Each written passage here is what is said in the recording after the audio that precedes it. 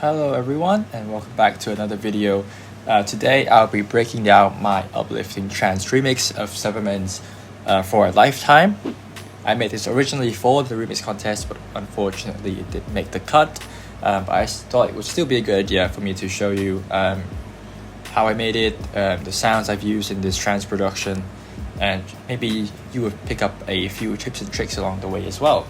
So let's just dive in. And the first elements I want to talk about is essentially the stems I've got from the originals. So what I used from the originals were these atmospheric elements, which I thought were really nice. So whenever I make a remix, I always listen to the original and then have a look at the stems and see which parts do I actually want to use. So in this case, it was these ones.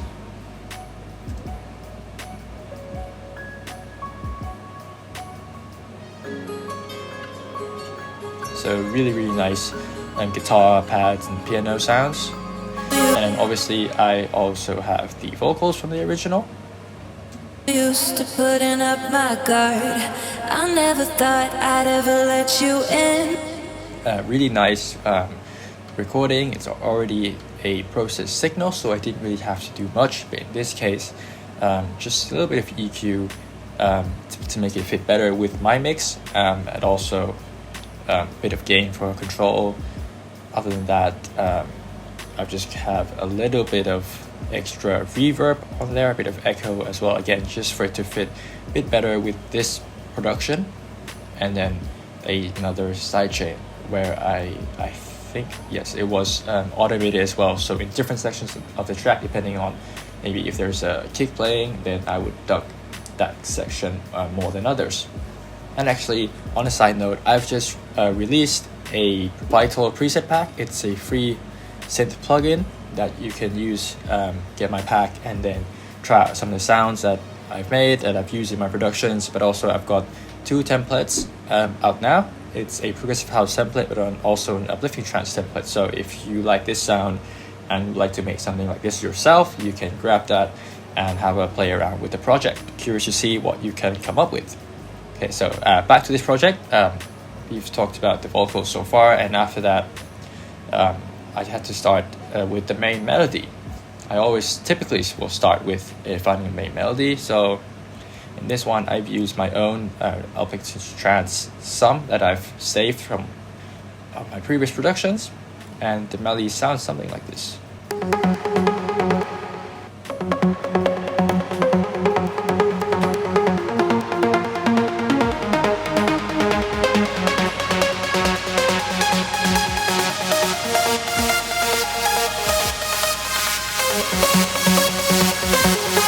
So this is sort of the typical Uplifting Trance ARP, and in this sound, I've got a few layers. Let me just show them for you.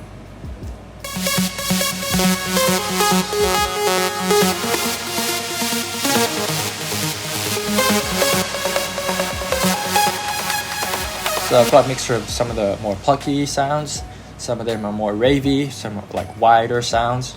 And altogether, it just helps for the actual lead to shine through the mix with enough power, but also that high end that can really cut through some of the other elements. And it's also important for me to have some low octave layers, just to give the sound a bit more body as well.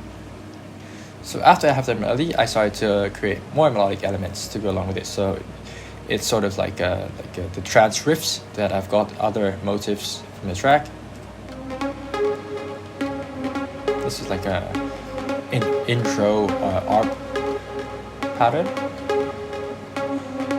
and this actually builds into something else that follows a bit of the main melody. Well, actually in this case, it follows the original melody. So there's this sort of progression from the simple pattern to this, and then finally before the main melody gets revealed. And then from here, I slightly work on the groove.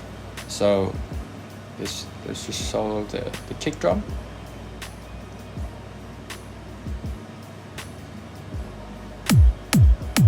Added some claps, snare,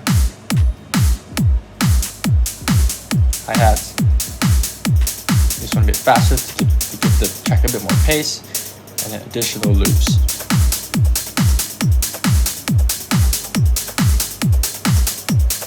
bass line this here, it's a very simple offbeat bass line, something you'd find quite typical in trance productions. There is a sub layer, a bit more grittier layer, another layer here, and then like a growl sort of sawtooth type of bass. And then for the break section, I've opted for a respace.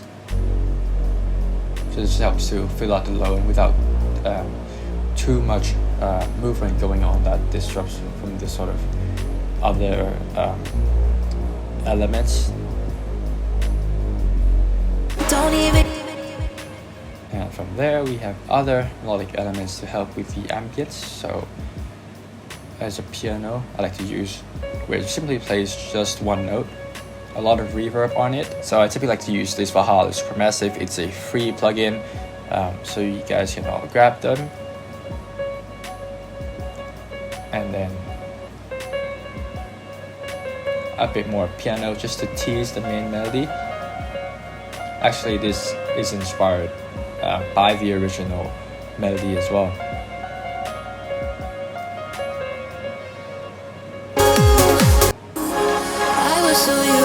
In the break, I've got these addictive keys playing the chords along with a pad.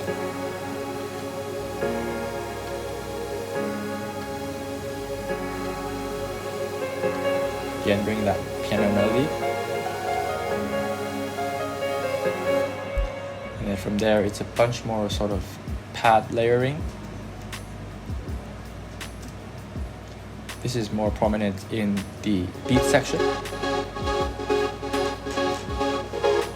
And in order to avoid clashes, I actually opted for them to have their own sort of gated rhythm using the kilohertz trance gate.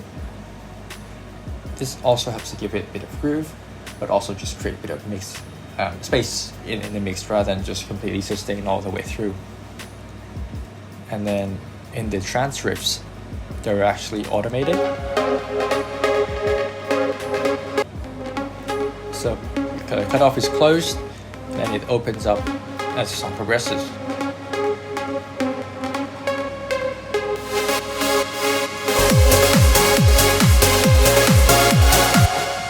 And in this track, instead of having just the beats playing,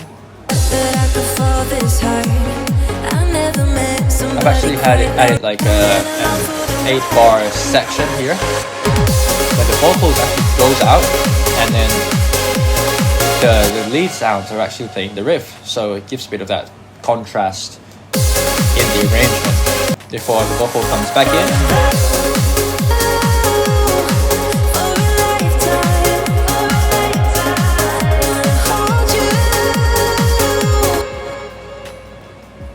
And then we have to get to the break. I actually had this interesting drum pattern,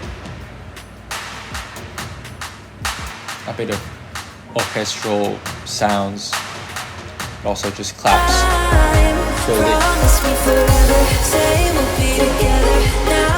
And this is where the arc, the main melody, actually starts to come in.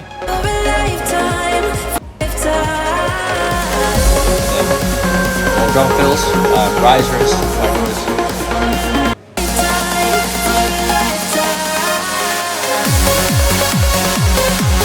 Not forget to drop, like a lot of my other productions, I have this gain automation where it drops by, in this case, 1.5 dB just before the drop hits. And that just gives it a bit of that volume difference to ensure that the drop actually has a good impact.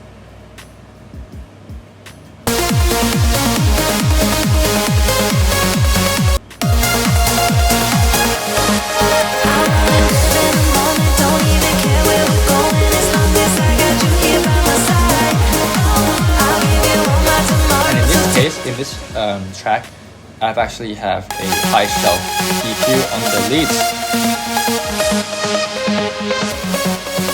where there's a bit bit of that high cut in order to make room for the vocal itself. So if I play this without the automation,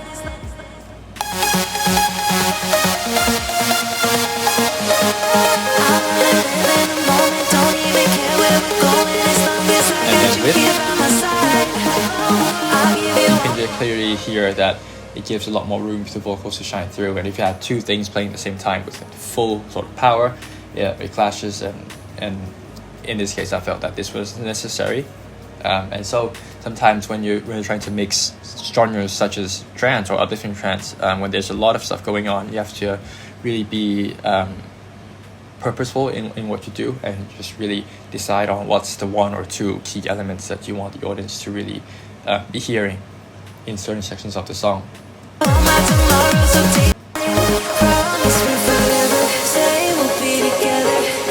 then to go the outro, I just have again the break elements playing.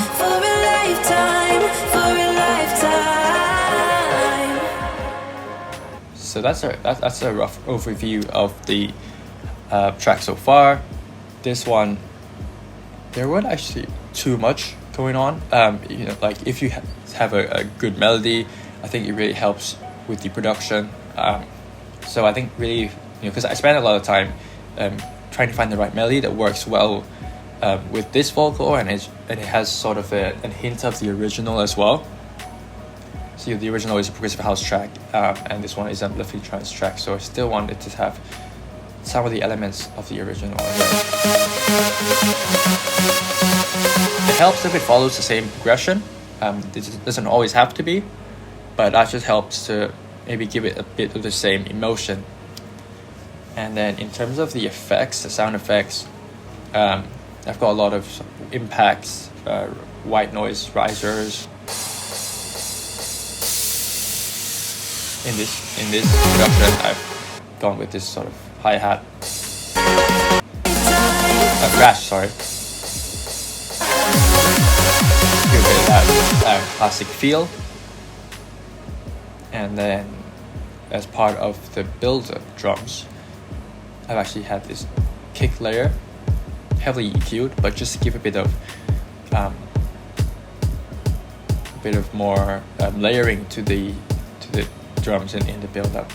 Without this, it doesn't have that much energy in it. And then we have the big snare roll.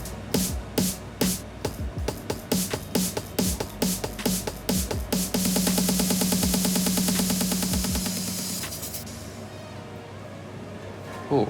And then, like always, I have the extended mix side by side. This just means that if I tweak anything in this actual sound itself, it reflects in both the radio version and the extended version.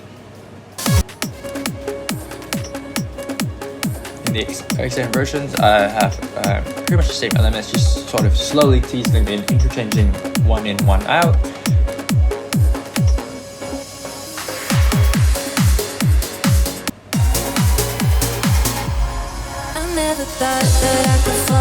I typically go for 32 bars beats for a trance production like this one.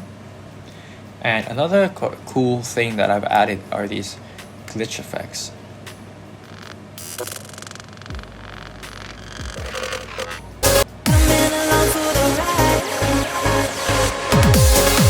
So it's a nice fill sound that you could try and use. It just gives it a bit of uniqueness to the track. I think they call it something like ear candy elements. So it's a nice touch to add as well. And lastly, let's just talk about the mastering chain. It's quite a basic mastering chain for my productions here.